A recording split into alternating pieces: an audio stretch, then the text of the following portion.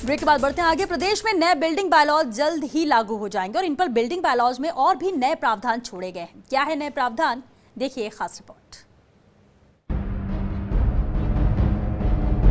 प्रदेश में नया building bylaws जल्द लागू होने वाला है। नए बिल्डिंग बायलॉज में भूखंड पर ज्यादा निर्माण की छूट और रियल एस्टेट क्षेत्र को प्रोत्साहित करने के लिए कई प्रावधान किए गए हैं। मसलन अब संभागीय मुख्यालयों और ग्रेटर भिवानी क्षेत्र में 15 मीटर की बजाय 18 मीटर ऊंचाई के भवन बहुमंजिला कहलाएंगे। सभी ऊंचाई के भवनों में अग्निशमन प्रावधान मौजूदा आदेशों के तहत ही रखने होंगे।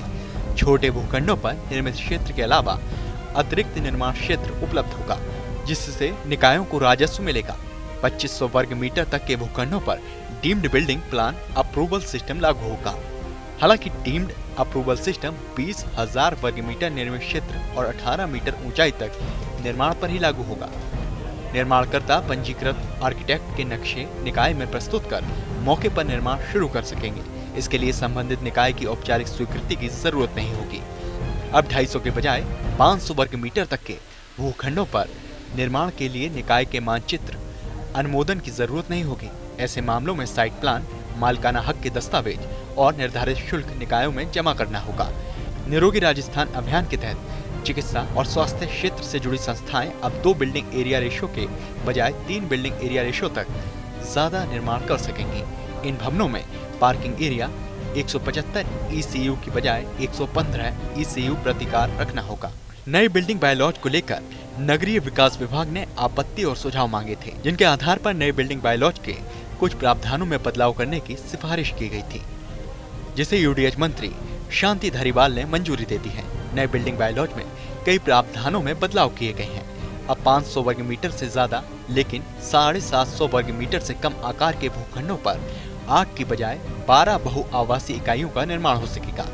हालांकि बहुआवासीय इकाइयां उन्हीं भूखंडों पर बन सकेंगी जो किसी स्वीकृत आवासीय योजना का हिस्सा होंगे।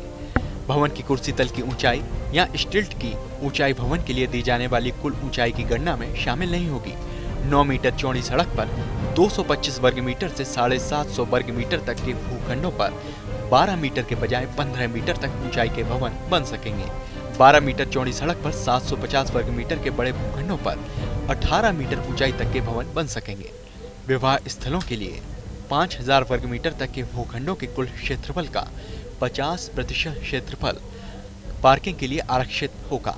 इससे बड़े भूखंडों के मामले में 5000 वर्ग मीटर के अतिरिक्त क्षेत्रफल का 35% पार्किंग के लिए आरक्षित रखना होगा। बहुमंजिला होटलों में कुल कवर्ड एरिया के बजाय कुल बिल्ड एरिया रेशियो के 10% तक का व्यावसायिक उपयोग किया जा सकेगा, लेकिन इसके लिए लैंड यूज चार्ज देना होगा। साथ ही उसके अनुसार पार्किंग क्षेत्र भी आरक्षित रखना होगा। छोटे सिनेमा घर या मिनीप्लेक्स न्यूनतम 450 वर्ग मीटर के बजाय 400 वर्ग मीटर के भूखंडों पर बनेंगे। इन मिनीप्लेक्स में एंट्री एग्जिट गेट के अलावा सिनेमेटोग्राफी एक्ट के तहत इमरजेंसी गेट भी रखना होगा। बहरहाल नए बिल्डिंग बायलॉज के प्रारूप को UDH मंत्री शांति धारीवाल ने मंजूरी दे दी है।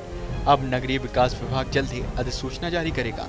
हालांकि निकाय चुनाव की आचार संहिता लागू होने से ये बायलॉज जयपुर, कोटा और जोधपुर में फिलहाल लागू नहीं होंगे। बाकी शहरों में तुरंत प्रभाव से नया बिल्डिंग बायलॉज लागू कर दिया जाएगा। Abhishek Srivastava, first India news, Jaipur. निजी स्कूलों द्वारा फीस वसूली के मामले में राजस्थान हाईकोर्ट ने अभिभावकों को राहत दी है और 70% ट्यूशन फीस वसूली पर रोक जारी रखी है। साथ ही राज्य सरकार सहित 10 याचिकाओं पर फैसला सुरक्षित रख लिया है। इसके अलावा CJ इंद्रजीत महांती और जस्टिस सतीश कुमार शर्मा की खंडपीठ ने प्री प्राइमरी स्कूलों को भी फीस एक्ट के अधीन माना है। इससे पहले कोर्ट ने 6 से 7 महीने में फीस मामले में कुछ भी न करने और स्कूल फीस रेगुलेशन एक्ट 2016 की पालना नहीं होने पर नाराजगी भी जताई।